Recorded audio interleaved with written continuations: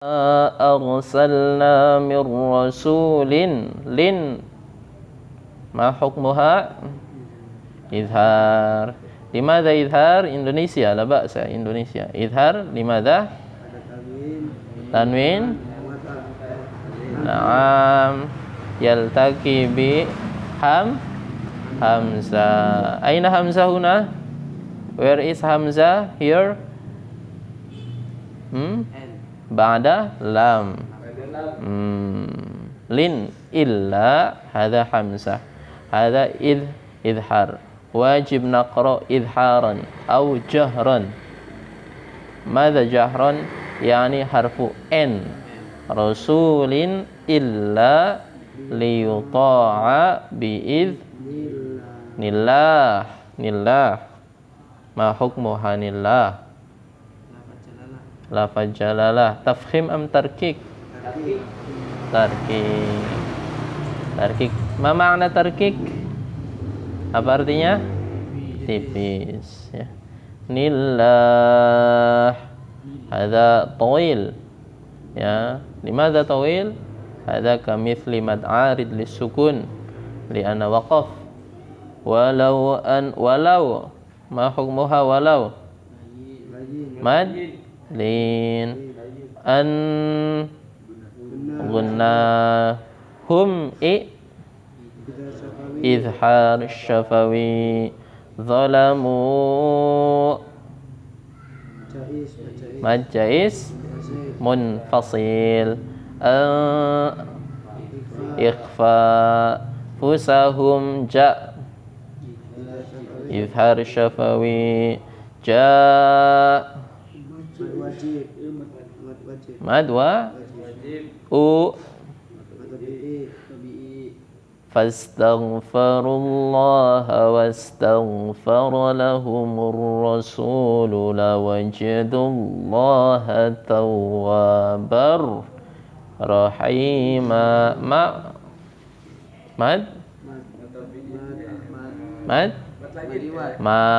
Mad'i iwad. Kalau ada fathatain, ya, diwaqafkan, ya, mad'i iwad. Lihat surat Al-Baqarah ayat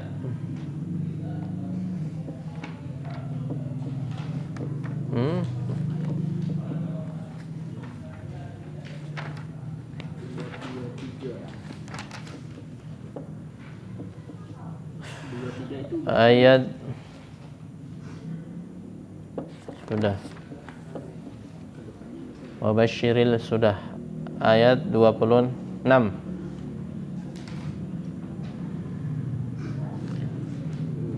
A'udzu billahi minasy syaithanir rajim. Innallaha, sungguhnya Allah, la yastahyi, ia tidak malu, ayyadriba, ia memberikan contoh, masalan, berupa permisalan, ma ba'udatan, apa saja, ba'udatan, dalam hal ini nyamuk, fama fauqaha, atau yang lebih rendah daripada nyamuk. Fa ammal ladzina, maka adapun orang-orang amanu yang beriman, fa ya'lamuna, mereka mengetahui, annahul haqq, bahwasanya hal tersebut merupakan suatu hak atau kebenaran, mir rabbihim, dari Rabb mereka.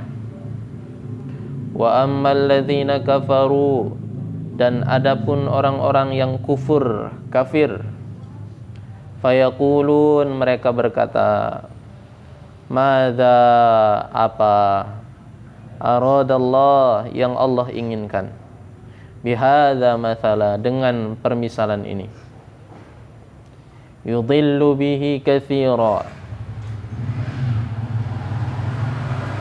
maka karena sebab permisalan itu banyak yang tersesatkan, wa yahdi bihi katsira, dan banyak pula yang mendapatkan petunjuk. Wa ma yudhillu bihi, dan tidaklah tersesatkan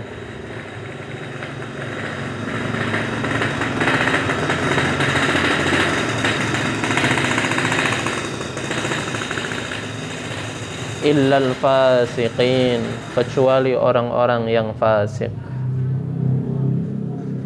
Innallaha la yastahi ay yadriba mathalan ma ba'udatan fama fawqaha. Sungguhnya Allah tidak malu memberikan permisalan berupa seekor nyamuk atau yang lebih rendah daripadanya, ataupun yang lebih tinggi atau yang lebih besar daripada nyamuk. Ayat ini menjelaskan supaya kita tafakkur, berfikir tentang tanda-tanda kebesaran Allah yang ada di dunia ini. Maka dalam ayat ini Allah menyebutkan nyamuk. Allah tidak malu memberikan permisalan kepada manusia tentang nyamuk. Pernahkah kita berfikir, sebelum kita berfikir jauh tentang makhluk apa saja yang Allah ciptakan di muka bumi ini, maka berfikir makhluk yang kecil, yakni berupa seekornya nyamuk. Pernahkah kalian memikirkan tentang nyamuk? Hewan kecil, suka so akrab dengan kalian, datang tadi undang, pulang begitu saja, memberikan bekas. Nyamuk itu ciptaan Allah.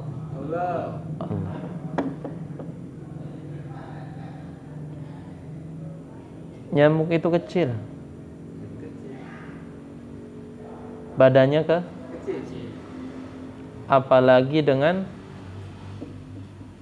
belalainya atau moncong, apalah kita nyebutnya, apa nyebutnya? Pokoknya itulah ya. Sungutnya lebih ke kecil. Di sungutnya nyamuk itu minimal ada 4 pisau di ujungnya itu,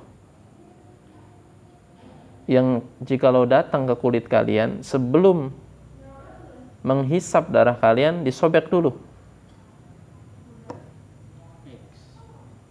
seret-seret, kemudian disedot. Kecil bentuknya. Di selang yang kecil itu ada bolongannya lagi kecil. Di dalam sungutnya nyamuk itu ada zat yang mana gunanya itu untuk meleburkan darah. Jadi darah kan menggumpal nih. Kalau kalian tahu, darah itu menggumpal kadang-kadang tuh. Maka kalau nggak ada zat yang di dalam sungut nyamuk itu, ya nyamuk ketika nyedot ya keselak, mampet. Maka karena ada zat tersebut, darahnya berjalan dengan halus. Baru sungutnya doang. Subhanallah. Ada sekitar 4 pisau yang kita nggak bisa lihat karena saking kecilnya. Kemudian di sungutnya itu ada antibiusnya. Jadi kalau nyamuk nyedot darah kalian itu nggak kerasa.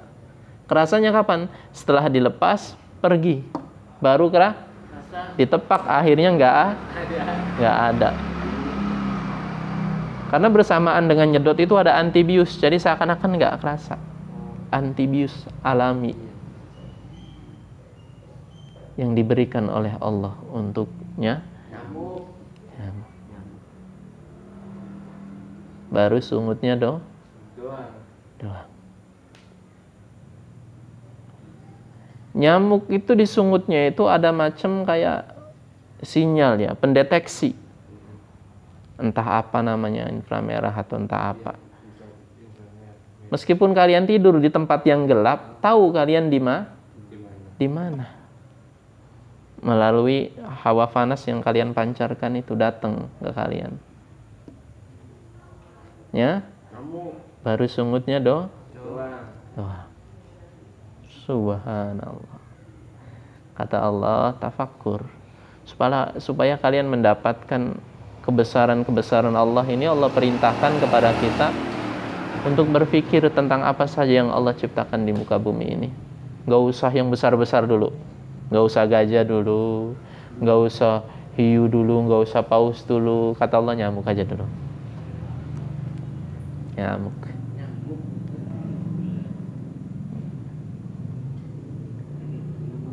Nyamuk boleh nggak dibunuh? Boleh. Boleh nggak dibunuh nyamuk?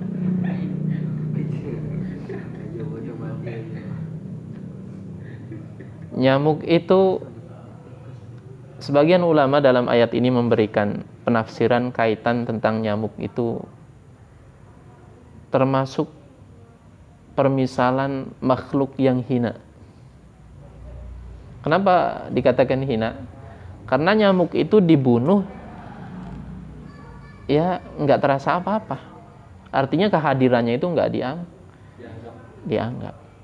Artinya dalam hal ini boleh kita membunuhnya nyamuk. Jangan lantas saya mah akhlaknya baik Pak Ustadz, maka karena saking baiknya saya ada nyamuk ya datangnya biarin sodakoh. Ini akhlak yang tidak diiringi ilmu. Ilmu dengan akhlak harus beriringan, berjalan bersama, jangan buta. Ya. Ada makhluk yang Allah perintahkan untuk dibunuh karena memang ada hikmahnya. Ada juga makhluk yang Allah perintahkan nggak boleh dimakan, juga nggak boleh dibunuh. Ada yang Allah perintahkan makhluk itu dibunuh, dimakan, dikonsumsi. Maka jangan lantas saya mah vegetarian, saya nggak mau makan sapi, saya nggak mau makan ayam.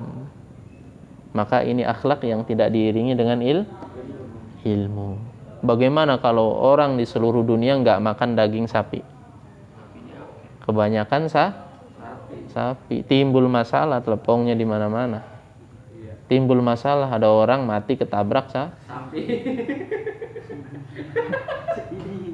Iya. Iya benar iya. Coba lihat di India, betul nggak? Benar. Di India itu pernah suatu ketika pemerintahnya ini dapat masalah. Masalahnya apa? Banyak kotoran sapi. Kotoran sapi mau dibuang di mana ini? Di kota-kota banyak kotoran sapi. Kenapa? Karena mereka melarang membunuh sapi karena Tuhan. Hasan pengalaman. Ya. Jadi memang ada hikmahnya. Ya, akhlak itu harus beriringan dengan ilmu. Kalau kata Allah, hewan ini boleh dibunuh, boleh dimakan, silakan konsumsi.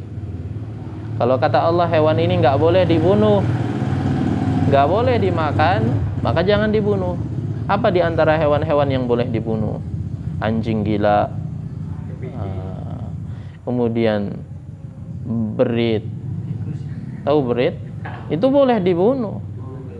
Ya, karena mengganggu. Tapi jangan lantas kalian menjadi pemburu berit. Bunuh sekedarnya saja. Kalau dia mengganggu ada di rumah kalian, nggak apa-apa, dibunuh. Termasuk ular. Apalagi ularnya mengganggu kalian. Termasuknya nyamuk. Ya. Karena mereka itu dibunuh nggak habis-habis. Apalagi kalau nggak dibunuh. Coba kalian bayangkan nyamuk berapa ribu, berapa juta setiap hari ada kasus kematian nyamuk. Ya kan? Coba.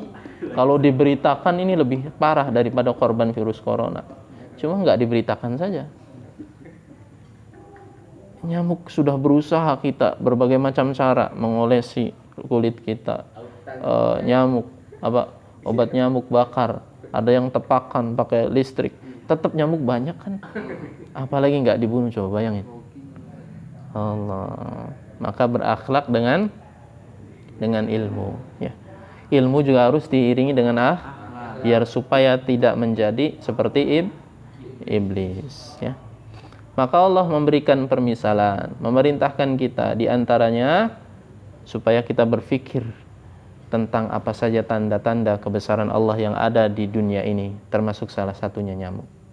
Ya, sungutnya, wallahu alam, ada berapa banyak kebesaran Allah di sungutnya atau di belalainya nyamuk itu.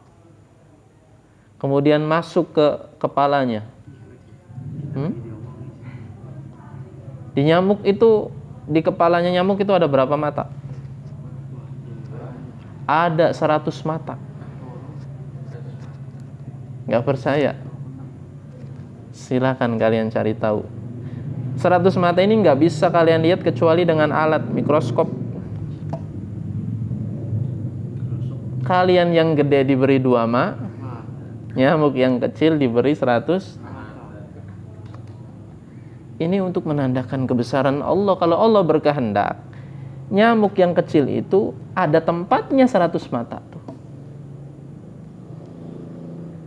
Itu di kepala doang. Jadi kalau logikanya gimana nih? Naruhnya di mana nih kepala matanya? Allah Maha berkehendak. Ya. Nyamuk itu memiliki 4 jantung.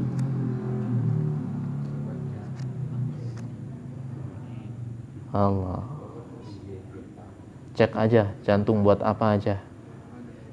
Yang Didi nggak paham tuh, tapi yang Didi hanya mengetahui sedikit saja. Ada yang jantungnya buat katup ini dan lain sebagainya. Allah.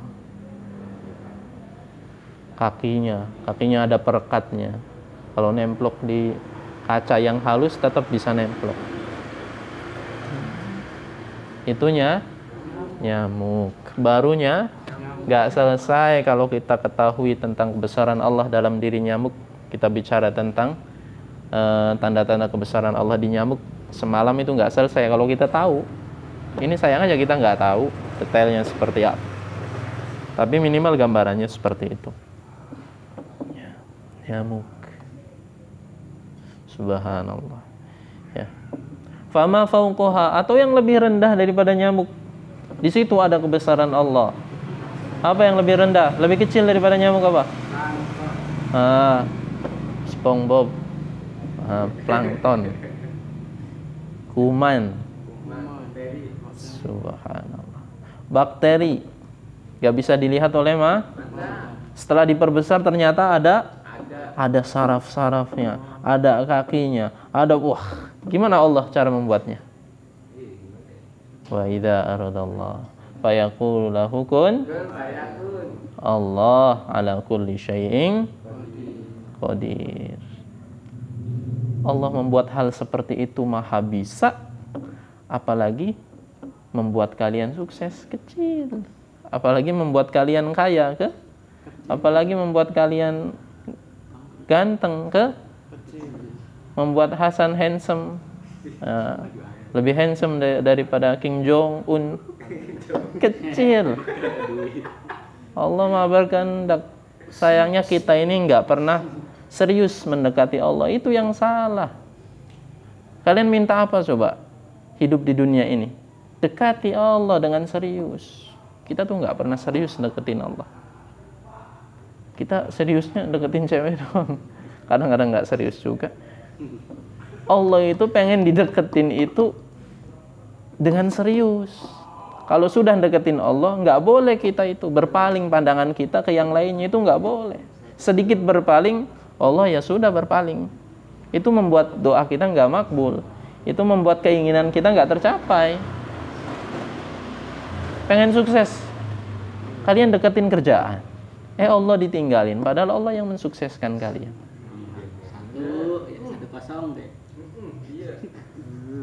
Jadi kita tuh punya Allah Subhanahu Ala kulli syai'in qadir. Allah Maha bisa atas segalanya. Allah, kalian mencari solusi selain Allah rugi. Deketin aja Allah yang serius. Kalau sudah punya keinginan, deketin Allah dengan serius, jalankan perintah Allah, tinggalkan kemudian istiqomah, jeleb. Maka keinginan itu akan datang dengan sendirinya, bahkan berlari kepada kalian. Allah akan datang dengan hina, berlari kepada kalian, menawarkan. Kamu pengen apa? Kamu pengen apa? Mobilnya datang, Pajeronya, helikopternya datang. Ini enggak ngayal. Wa idza aradallahu fayaqul lahu kun fayakun. Kalau Allah berkehendak, apa sih yang mustahil? Kuman. Bakde. Gimana cara membuatnya? Ya bisa. Atau juga Allah ini mampu menciptakan hewan yang lebih besar. Pernah kalian mendengar ikan yang besar sekali? Ikan paus yang beratnya 130 ton. Coba kalian cek. Ada ikan paus beratnya standarnya 130 ton. Makannya minimal sehari itu 1 ton ikan. Makannya. Paus punya bayi, menyusui bayinya itu di paus. Menyusui nggak paus? Mamalia ya? Itu minimal 300 apa namanya? Susu yang disusui oleh bayi si paus itu minimal 300 kuintal. Minimal. Gimana cara Allah memberikan mereka makan? Adakah yang sanggup memberikan mereka makan? Minimal makannya sehari 1 ton. Wah, Allah. Innallaha ala kulli syai'in dekati Allah. Ya subhanallah bihamdihi, subhanallah bihamdika, asyhadu an la ilaha illa anta, astaghfiruka wa atubu ilaik.